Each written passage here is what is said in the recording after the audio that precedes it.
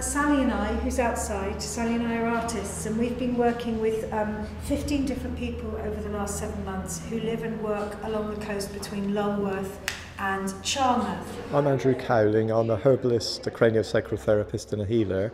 Hi, I'm Alistair. I'm a freediver. I'm Nancy Grace and I'm an archaeologist and I work for the National Trust. My name's Rob Sampson. I'm the Weymouth Sector Manager for Majesty's Coast Guard. My name's Nick Sav. I'm an orthopaedic surgeon in Dorchester and I specialise in surgery of the foot, which I think is how Sue and Sally found me. So when we met and talked with people who used their hands and feet along the coast here between Lulworth and Charmouth, we asked them questions and we collected these things and we looked at them, these waste things, these discarded things. Mine was an old spearfishing freediving glove that I've been using now for, it must be 20 years old. And we used these objects as a kind of strand line of what was washed up. And we took the language, the words, the answers to the questions that we'd asked, and we looked at those.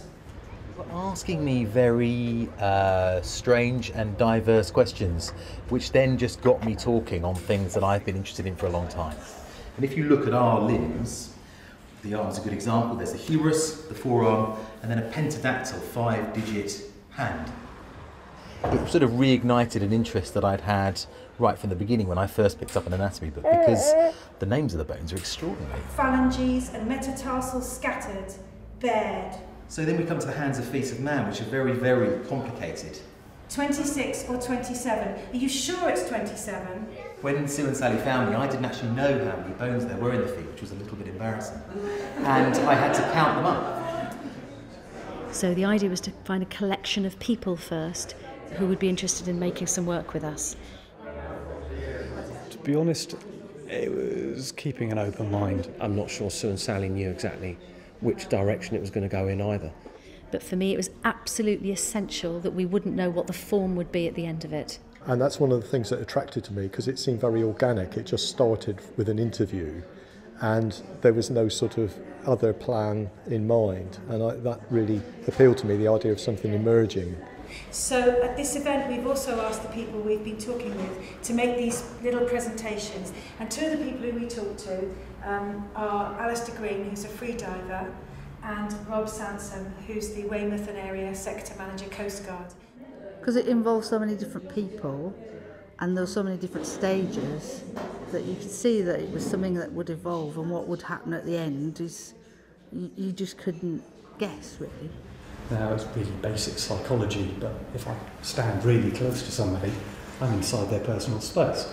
I've never met Alistair before today, he's probably feeling a little bit uncomfortable. But if you want to extend your personal space, stand on top of a high point, look out to sea, and it goes for miles. Even if you're down on the beach, standing on the shore side, that horizon is about 10-12 miles away. Stand on a cliff and it's even further. And that's why I believe people like the coast so much. I'll carry on straight from there. My personal space when I go out to sea is immense. And you've just got to go and talk about yourself for half an hour. How hard can it be?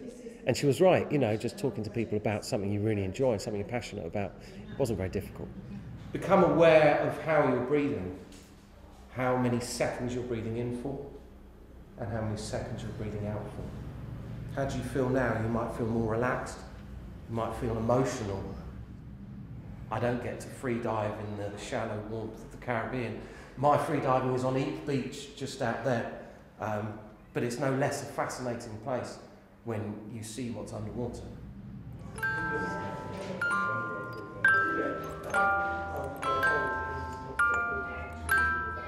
We happened upon this musical box, which seemed like a perfect opportunity because of the way that the score is placed. So it's a long strip of paper. And along the way, we've also been collecting timelines as well as objects. The Mesozoic period is from 251 million to 65 million years ago. I love the fact that the math sounds dry and complex. I love that. A free diver on Ypres Beach holds his breath for 1.5 minutes. So we've been looking at ways of expressing relatively these colossal and these very, very tiny timescales. And 26 and 7 bones on the music box is a representation of this. It's just really good fun to have something that dry come out with something so sweet.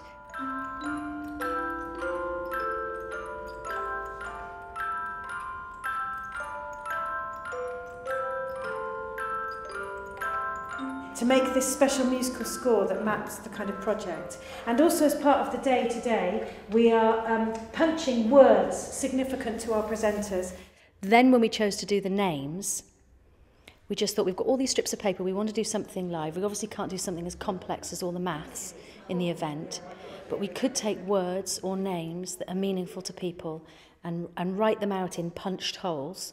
So Rob chose the word blood knot. I chose a blood knot, which is the knot we use it's the life-saving knot in the end of the rope.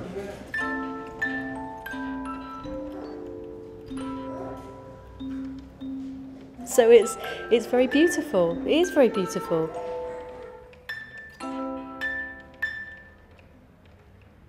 I think the best bit about the project is learning the other people who've been involved with the project, how they engage with the coast.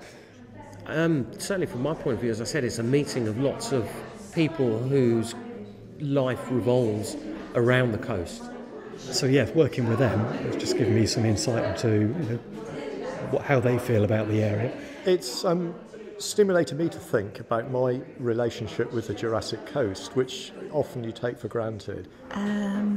It's about connections and so many different people coming together and having all the different connections that you wouldn't expect.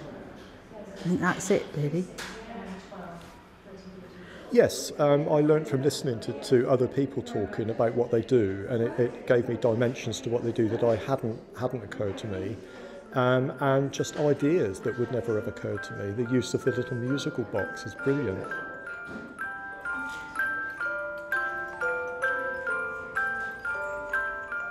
And so we have kind of achieved what we really hoped to have, actually, without knowing that that's the form it would take. So we've got a kind of expressive form of all those timelines set against the geological timeline, and it's hand operated.